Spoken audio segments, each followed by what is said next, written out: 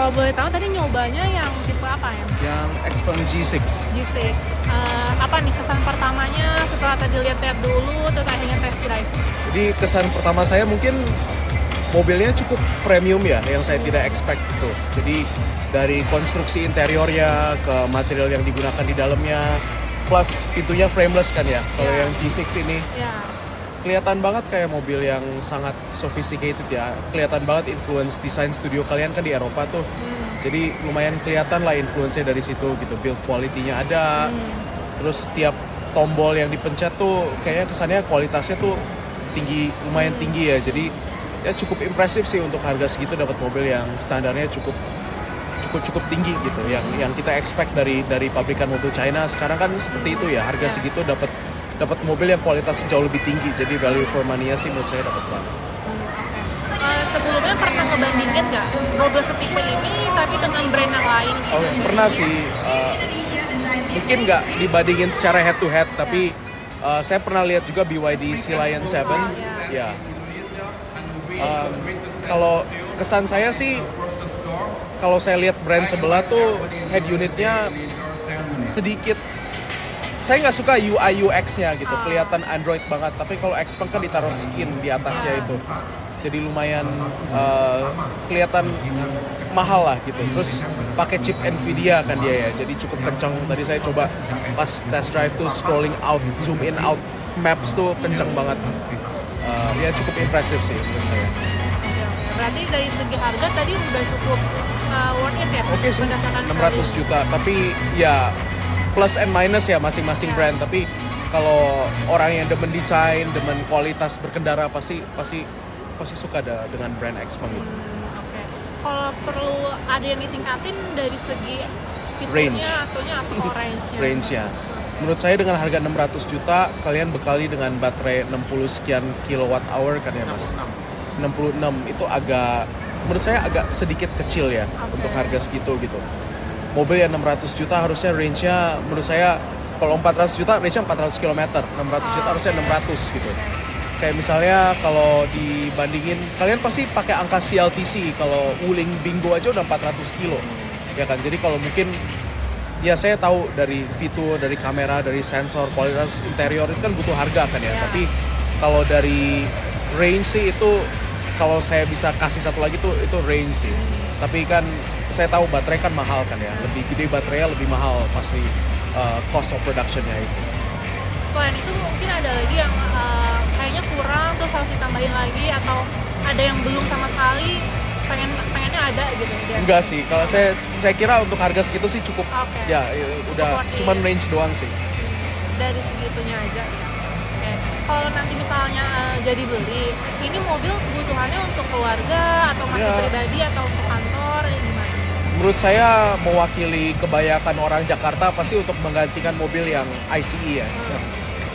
Combustion engine itu yang pertama irit BBM, nggak kena ganjil genap. Jadi mungkin ya untuk menggantikan mobil sehari-hari lah kebanyakan orang. Jadi ini akan jadi mobil utama apa jadi ya, mobil kedua? Mungkin mobil kedua kali ya. Kalau EV mungkin belum, saya pikir belum pantas ya jadi mobil pertama gara-gara charging infrastructure. Terus kalau misalnya suatu hari harus nyetir dengan jauh kan charging network kita masih belum 100% siap gitu. Nah, jadi kalau mencari mobil kedua emang masih pengen EV atau masih kemungkinan belok lagi ke bensin? Kayaknya EV deh. Kalau udah punya mobil bensin satu di rumah saya pikir kayaknya mending EV deh. Iya, terutama harga segini kan. Misalnya mau dibandingin dengan mobil yang ICE aja kayak saya sebut merek nggak apa-apa. Kayak CR-V, CX-5 harganya di atas ini kan. Tapi dari fitur, build quality ini jauh lebih di atasnya gitu. Ini istilahnya dapat X3 dengan harga 600 juta. Berarti emang prefernya ke EV dulu gitu ya untuk mobil kedua. Kalau dari segi kualitas gitu ketika di kondisi macet atau jarak jauh, sebenarnya apa sih dalam mobil yang harus ada ngebuat kita bisa jadi nyaman kayak gitu? Oke. Kayaknya Xpeng udah tahu jawaban itu ya. Kalian bekali dengan full adaptive smart intelligent system kan ya. Adaptive cruise, automatic parking, lane keeping assist, auto high beam juga ada tadi saya lihat. Ya cukup lengkap lah fiturnya dibandingin maksudnya mobil. Misalnya CR-V aja yang 600 juta sekian, mungkin 700 juta bahkan belum dapat selengkap ini gitu. Terus kalian kan kamera dengan radar based kan, jadi saya percaya cukup advance sih, maksudnya driving assist system kalian gitu. Plus AI, terus konektivitasnya tadi bagus banget, plus speakernya ya cukup banyak yang bisa dipuji lah ya. Driving positionnya bagus, jadi ya cukup banget lah untuk harga Berarti segitu. kalau dalam kondisi macet ataupun jarak jauh, mobil G6 ini udah oke ya? Udah oke, Untuk- ya kalibrasi rem dan gasnya juga enak.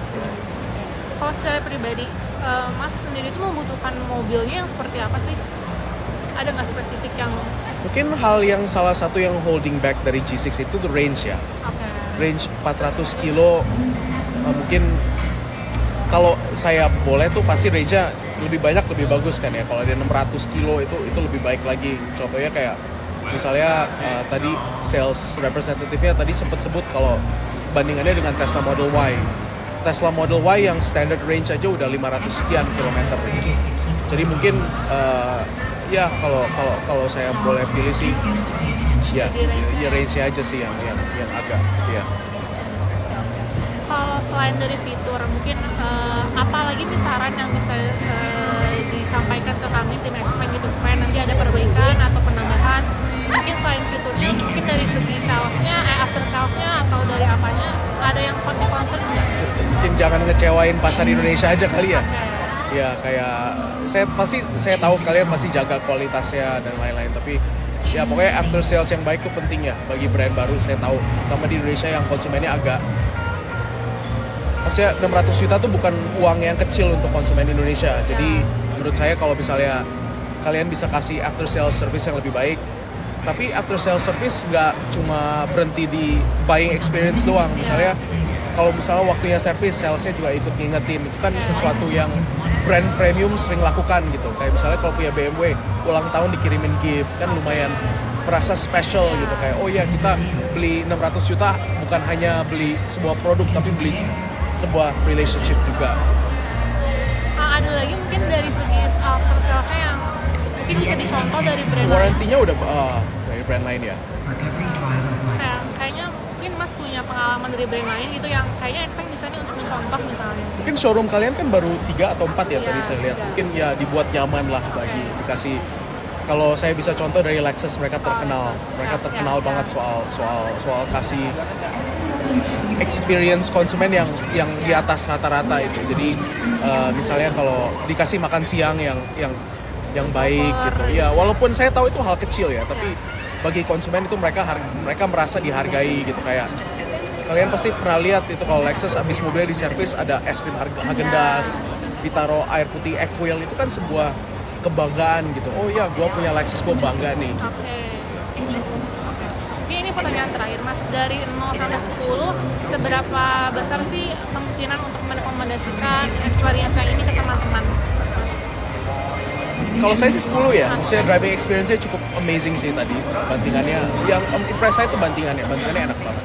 Tapi tadi nggak sempet coba yang gaspol atau yang tarikannya nggak sempet coba banyak, tapi cukup impresif sih. Tapi menurut saya yang hal yang maksudnya hold people back itu pasti range sih menurut saya. Ya. Soalnya BYD aja market range mereka tuh 600 sekian kan yang BYD, yang Sea Lion 7 itu. Jadi ya itulah menurut saya cuman range doang sih, tapi soal driving experience saya nggak ada komen negatif. Mungkin segitu aja Mas dari kami.